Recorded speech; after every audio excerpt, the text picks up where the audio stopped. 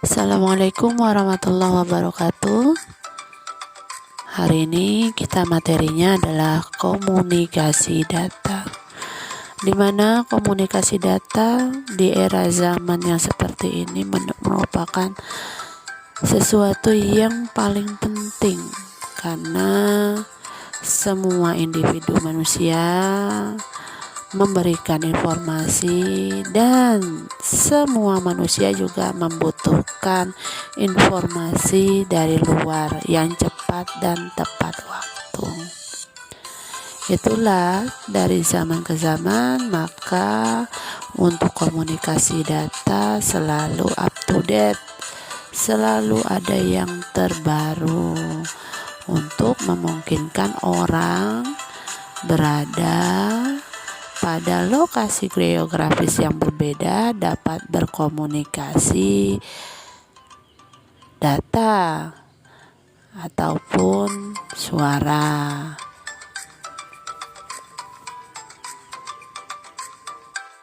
Ya, yang pertama ada pengertian komunikasi data. Komunikasi data adalah proses pengiriman dan penerimaan data dari alat komunikasi yang saling terhubung dalam sebuah jaringan.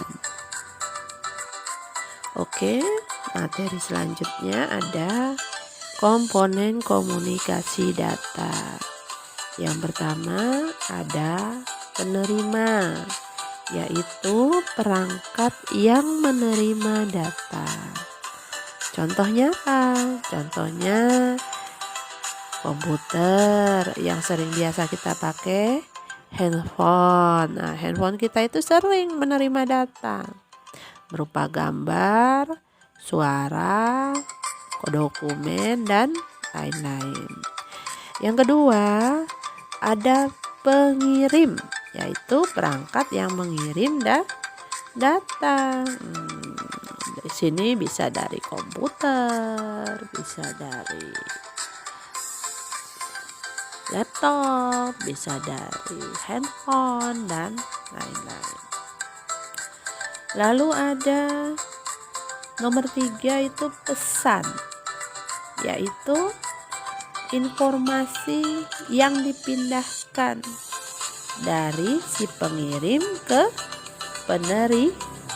penerima berupa gambar, suara, video, dokumen. Nah, itu adalah data yang dikirim. Lalu nomor 4 ada protokol. Protokol yaitu aturan-aturan yang harus disepakati oleh si pengirim dan si penerima. Nah, jadi ada hal-hal agar pengirim dan penerima ini sinkron. Jadi data yang pengirim bisa dibuka sama si penerima. Kalau misalnya dua-duanya tidak memenuhi syarat, maka komunikasi data tidak akan terjadi.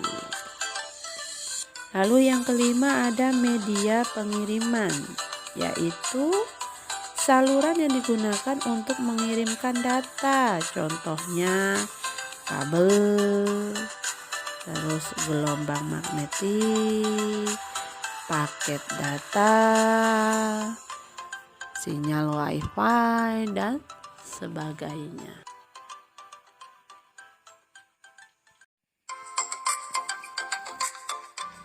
Ya, selanjutnya ada jenis transmisi data.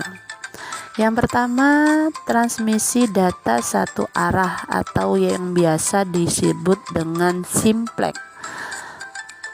Artinya, si pengirim mengirimkan data, tetapi si penerima tidak bisa membalas data tersebut. Contohnya, zaman ibu dulu itu waktu kuliah ada yang namanya pager. Pager ini hanya bisa menerima pesan, tetapi dia tidak bisa untuk membalas pesannya. Lalu yang kedua, ada transmisi dua arah bergantian atau yang biasa disebut dengan half duplex.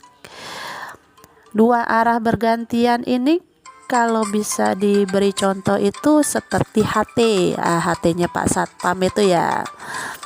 Nah, jadi si pengirim mengirim pesan, si penerima bisa membalas pesan setelah si pengirim itu mengirimkan pesan. Jadi tidak bisa dua-duanya pencet halo kamu di mana. Jadi harus bergantian. Kalau misalnya secara bersamaan, maka HT tersebut tidak bunyi, tidak bisa berfungsi, tidak bisa mengirimkan data suara. Yang ketiga ada transmisi dua arah serempak atau yang disebut full duplex. Nah, inilah yang sering kita pakai. Yang sering kita pakai itu full duplex. Ibu lagi telepon. Yang menerima telepon ibu juga bisa dia mengirimkan pesan. Kita bisa ngomong bareng-bareng. Nah, itu dua arah serempak. Lalu ada sistem komunikasi data. Yang pertama ada point to point, yaitu sistem komunikasi data yang informasinya dari satu sumber ke satu penerima saja. Bayang ya, satu sumber, satu pengirim ke satu penerima. Yang kedua ada multi communication, yaitu sistem komunikasi data yang informasinya diterima oleh banyak penerima. Jadi yang menerima ini lebih dari satu. Contohnya di grup biasanya kita tuh ada yang kirim foto satu orang, tapi yang menerima bisa 10 orang. Lalu yang ketiga ada broadcasting atau menyebar, yaitu informasi yang diberikan sumber dapat diterima oleh banyak penerima tanpa terkecuali. Contoh itu kita dapat informasi dari televisi. Kan itu tanpa syarat. Yang penting kalian punya TV. Yang punya TV itu bisa merasakan Indosiar, bisa merasakan RCTI. Nah, jadi yang terkena sinyalnya itu malah kita bisa menikmati siaran tersebut, mendapatkan informasi yang ada.